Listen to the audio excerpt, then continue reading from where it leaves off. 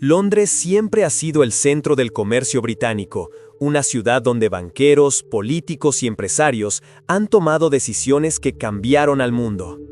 Hoy vemos a grandes corporaciones en sus rascacielos, pero ninguna, absolutamente ninguna, puede compararse con la que nació hace más de 4 siglos en una simple oficina de Leadenhall Street. Una empresa que empezó como un grupo de mercaderes en busca de especias y terminó gobernando a millones de personas como si fuera un estado. La Compañía Británica de las Indias Orientales, una corporación tan poderosa que se convirtió en un imperio dentro de otro imperio. Su historia comienza en el año 1600, en una Inglaterra que todavía no era la potencia mundial que luego conoceríamos.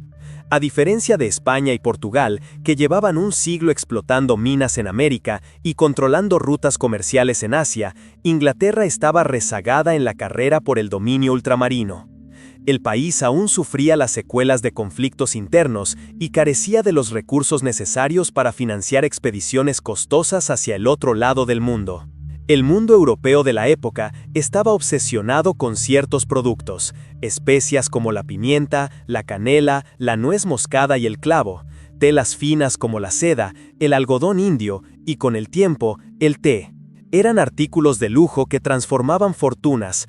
Una carga de pimienta podía venderse en Londres a un precio equivalente a su peso en oro, pero llegar hasta las fuentes de esos productos era otra historia. Los mares estaban dominados por flotas portuguesas y españolas, y los viajes eran caros, peligrosos y con pocas garantías de éxito.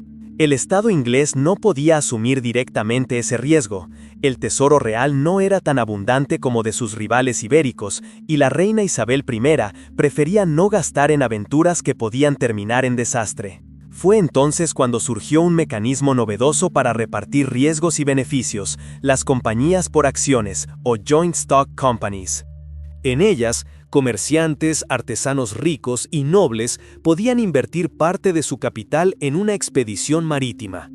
Si la expedición tenía éxito y lograba contratos de comercio, todos los accionistas recibían una parte de las ganancias. Si fracasaba, las pérdidas también se distribuían entre todos. Por primera vez, el comercio de larga distancia dejaba de ser una apuesta individual y se convertía en una empresa colectiva. De esa lógica nació la Compañía Británica de las Indias Orientales. El 31 de diciembre de 1600, Isabel I firmó una carta real que autorizaba oficialmente la creación de The Governor and Company of Merchants of London Trading into the East Indies. Este documento les otorgaba un monopolio exclusivo. Durante 15 años, solo esa compañía tendría derecho a comerciar con Asia desde Inglaterra. Nadie más podía enviar barcos al este sin su autorización. Los fundadores eran un grupo de 218 inversores, entre ellos algunos de los mercaderes más influyentes de Londres, junto a banqueros, políticos y miembros de la nobleza. Cada uno aportó capital y a cambio recibió acciones de la compañía. El primer gobernador fue Sir Thomas Smythe, un comerciante con experiencia en el comercio con Rusia y fuerte influencia en la corte. No era un aventurero que zarpara en los barcos, sino un hombre de negocios que organizaba desde Londres la estrategia, mientras capitanes y marineros ponían el cuerpo en el mar. La sede de la compañía se estableció en Leadenhall Street, en pleno corazón financiero de Londres. Desde allí se diseñaban los contratos, se elegían las tripulaciones, se compraban armas y provisiones y se planificaban los viajes.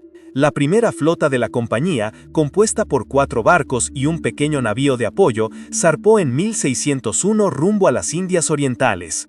A bordo viajaban no solo marineros, sino también intérpretes, capitanes con experiencia en combates navales y hombres de negocios encargados de negociar permisos con reyes y gobernantes locales. El riesgo era enorme, los barcos podían hundirse, las tripulaciones podían morir de enfermedades o podían encontrarse con la competencia holandesa y portuguesa que ya dominaban la región. Pero el potencial de ganancia era irresistible. Esa fue la semilla de lo que, con el tiempo, dejaría de ser solo una empresa de especias para convertirse en un estado dentro de otro estado. Al principio, la competencia era brutal. En el sudeste asiático ya mandaban los portugueses y los holandeses. los ingleses tuvieron que buscar huecos en los que pudieran instalarse sin ser aplastados. Poco a poco, con diplomacia, sobornos y armas, consiguieron permisos de príncipes indios para comerciar en sus puertos. No era un proceso sencillo. La India del siglo XVII no era un territorio unificado, sino un mosaico de reinos, sultanatos y dinastías que a menudo rivalizaban entre sí. Cada gobernante local tenía su propia corte, sus ejércitos y sus reglas, y para los comerciantes ingleses, cada negociación era un juego de equilibrio delicado. Un permiso en un puerto podía costar años de regalos, promesas de protección militar o pagos disfrazados de tributos. Al mismo tiempo, la compañía aprendió rápido que no bastaba con comerciar, había que establecer puestos fortificados que funcionaran como almacenes, oficinas y refugios. Así nacieron las primeras factorías, que no eran simples talleres, sino auténticos complejos amurallados con cañones y guarniciones. Desde allí, no solo se movían especias o telas, también se aseguraba que la influencia inglesa empezara a echar raíces en las costas del subcontinente. Las oportunidades crecieron con los conflictos internos. Cuando un príncipe rival necesitaba armas o apoyo contra su enemigo vecino, los ingleses aparecían con pólvora y mosquetes a cambio de nuevos privilegios comerciales. Esa mezcla de comercio y política les abrió puertas que de otra manera habrían permanecido cerradas. Y fue en ese contexto donde dieron un paso decisivo. En 1639 compraron un pedazo de tierra en la costa de Coromandel y fundaron Madrás. Esa pequeña franja costera parecía insignificante, pero pronto se convirtió en el primer gran bastión inglés en la India. Allí levantaron Fort St. George, una fortaleza que no solo servía de almacén para especias y telas, sino también de refugio militar contra rivales europeos y príncipes locales hostiles.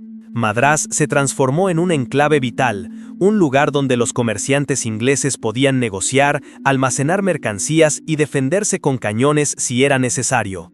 Con el tiempo, lo que comenzó como un simple puesto comercial se convirtió en una verdadera ciudad colonial.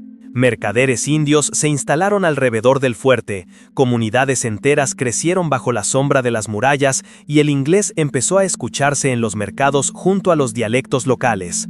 La compañía había encontrado un modelo que le funcionaba: combinar comercio con control militar para asegurar sus intereses a largo plazo. Ese éxito impulsó a los ingleses a buscar nuevas oportunidades. Durante la segunda mitad del siglo XVII, fueron ampliando su presencia en otros puntos estratégicos de la costa india, siempre negociando con gobernantes locales, pero también aprovechando las disputas entre ellos. Cuanto más dividida estaba la India, más fácil era para una empresa extranjera colocar un pie firme en su territorio. Décadas después, Bombay pasó a sus manos gracias a un matrimonio real.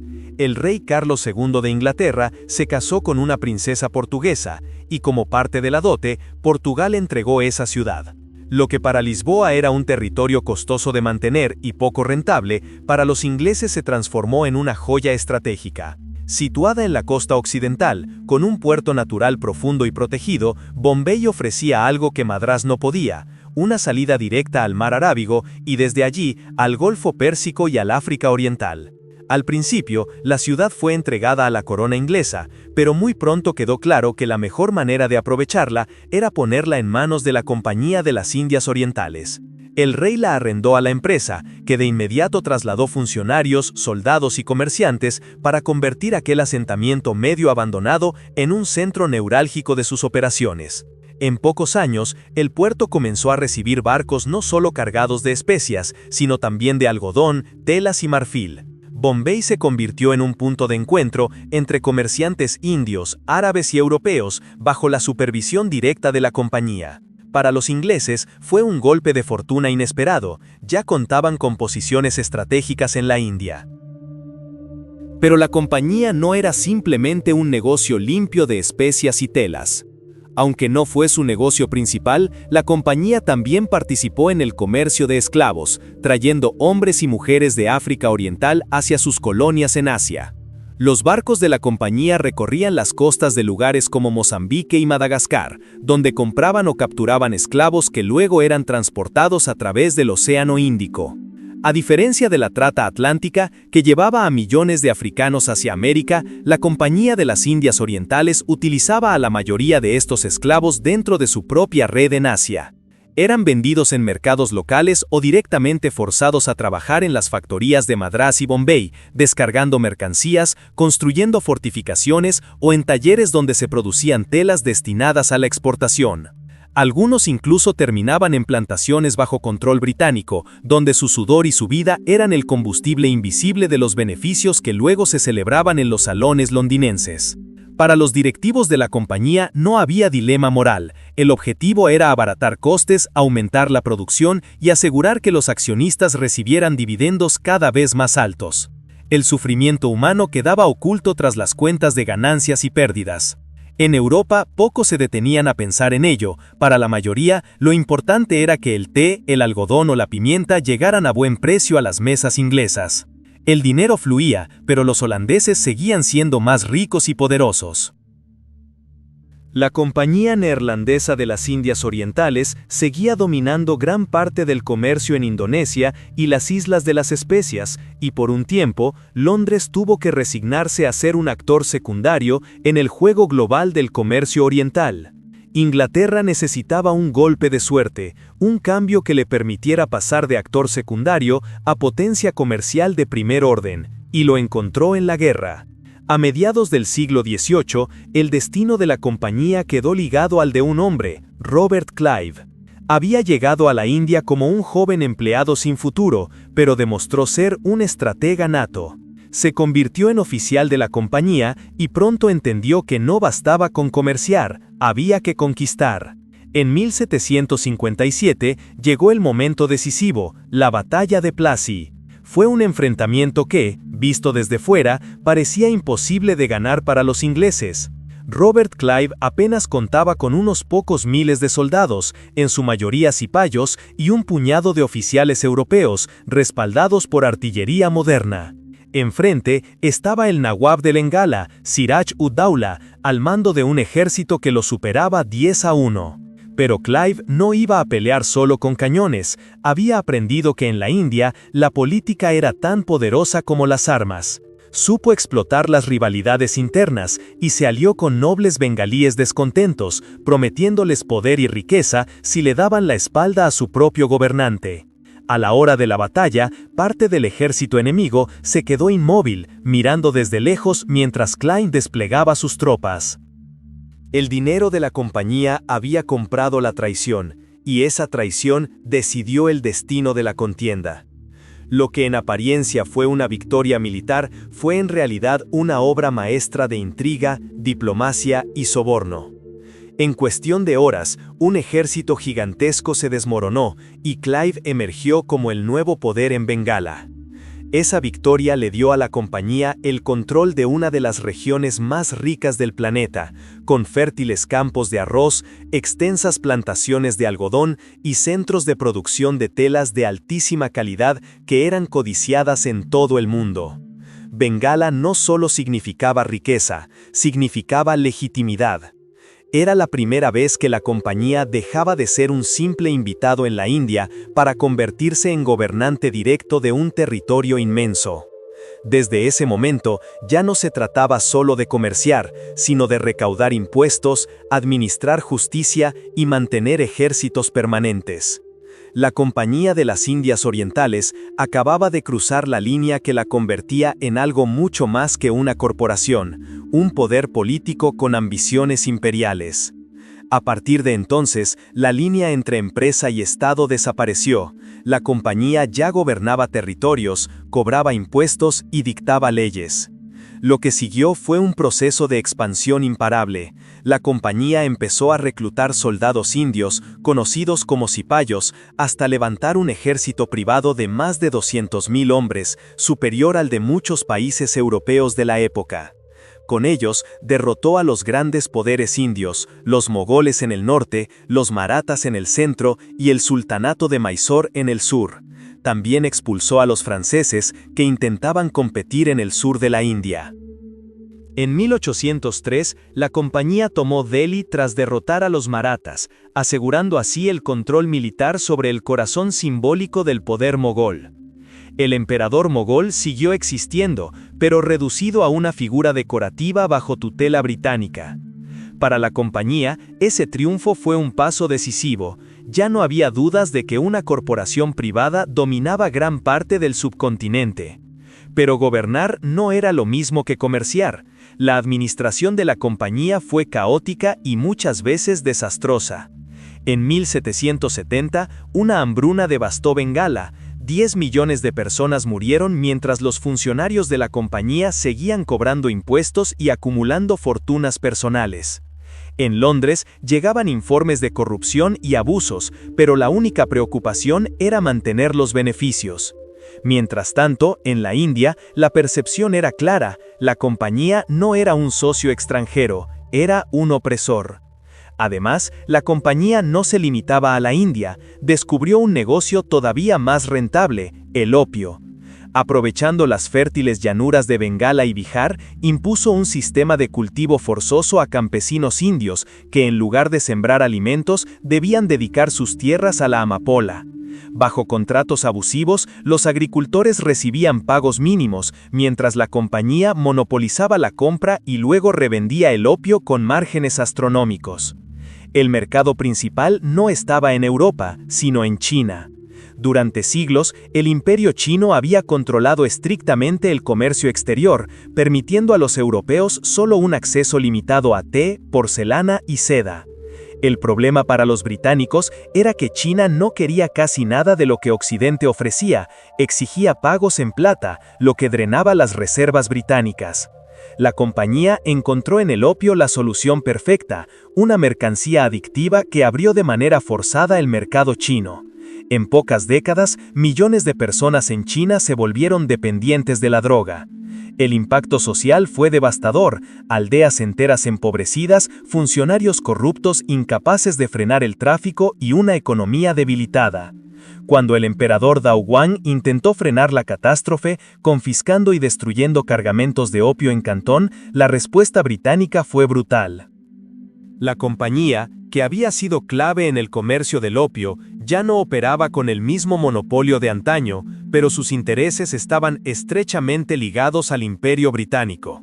La compañía, respaldada por la Royal Navy, empujó al Imperio Británico a iniciar las llamadas Guerras del Opio.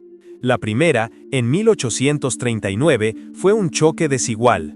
Mientras las tropas chinas luchaban con armas tradicionales, los británicos desplegaron barcos a vapor y artillería moderna. El resultado fue una derrota aplastante para China, que en el Tratado de Nankín tuvo que ceder Hong Kong, abrir varios puertos al comercio extranjero y otorgar ventajas arancelarias a los británicos. Así, la compañía no solo controlaba territorios, también moldeaba el comercio mundial a su antojo. Convertía las debilidades de otras naciones en su oportunidad y utilizaba la fuerza militar para abrir mercados que de otra forma jamás se habrían abierto. El opio, más que un simple producto, fue el arma con la que una corporación privada y su gobierno aliado doblegaron a una de las civilizaciones más antiguas y orgullosas del mundo. El punto de quiebre llegó en 1857. Durante décadas, la compañía había levantado un ejército privado que no tenía comparación en el mundo. Y la clave de esa fuerza eran los cipayos, soldados indios reclutados, entrenados y pagados por la propia Compañía de las Indias Orientales. Eran miles, decenas de miles. Muchos de ellos habían heredado la tradición militar de sus regiones y la compañía supo aprovecharlo. Les daba un uniforme, un fusil, un salario, y a cambio, estos combatían en nombre de una corporación extranjera. La relación, sin embargo, siempre fue ambigua. Por un lado, los cipayos eran indispensables, eran la columna vertebral de las campañas militares que permitieron a la compañía conquistar Delhi, vencer a los marathas y mantener el control del subcontinente. Pero, al mismo tiempo, eran tratados como soldados de segunda categoría. Sus oficiales casi siempre eran británicos, los ascensos estaban vetados para los indios y el desprecio cultural se respiraba en cada cuartel. El malestar se fue acumulando poco a poco, y lo que parecía un ejército fiel se convirtió en un polvorín.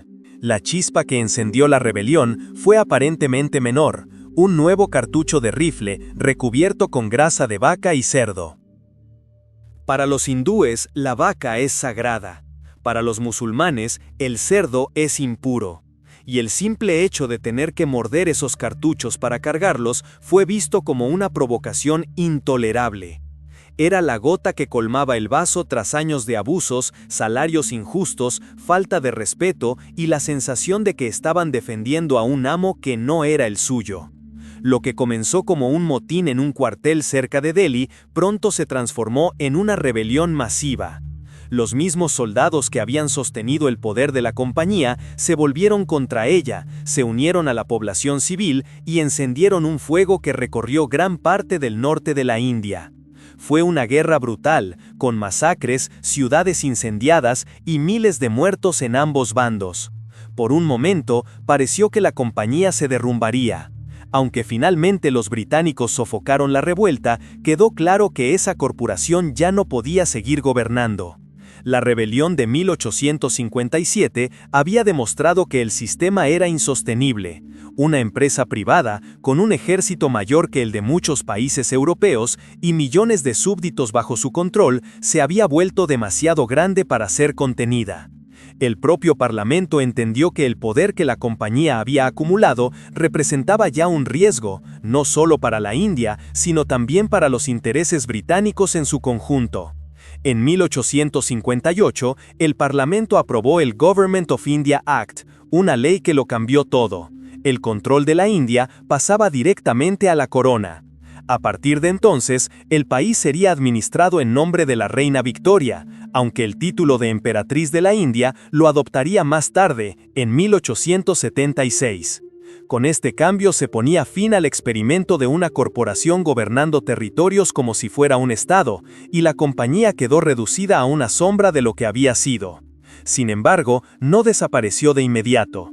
Por acuerdos previos con el gobierno, sus accionistas aún tenían derecho a recibir dividendos fijos, por lo que la empresa siguió existiendo en un estado casi fantasma, gestionando aspectos menores del comercio y cumpliendo con esas obligaciones financieras. No sería hasta 1874 cuando finalmente fue disuelta de manera oficial. Pero su legado ya estaba escrito. Durante más de 2 siglos, una compañía privada había sido capaz de levantar un imperio. Acumuló un ejército gigantesco, riquezas inimaginables y un poder político que rivalizaba con el de los reinos más poderosos de la época. Gobernó a millones de personas no porque tuviera un rey o una bandera, sino porque tenía accionistas y buscaba beneficios.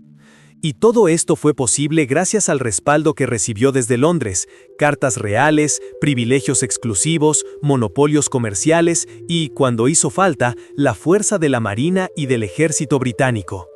La Compañía de las Indias Orientales era en apariencia una corporación privada, pero en la práctica funcionó como una prolongación económica y militar de Inglaterra.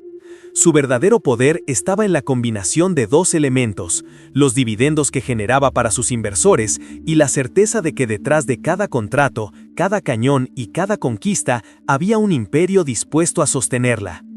Y aunque desapareció, la huella que dejó en la India, en Asia y en el mundo entero sigue viva, cicatrices de explotación, desigualdad, guerras y hambrunas, pero también el inicio de un orden económico global en el que las corporaciones podían convertirse en actores con ambiciones imperiales. Al final, la historia de la Compañía de las Indias Orientales nos deja una pregunta inquietante. ¿Qué es más peligroso? ¿Un imperio gobernado por reyes o un imperio gobernado por accionistas?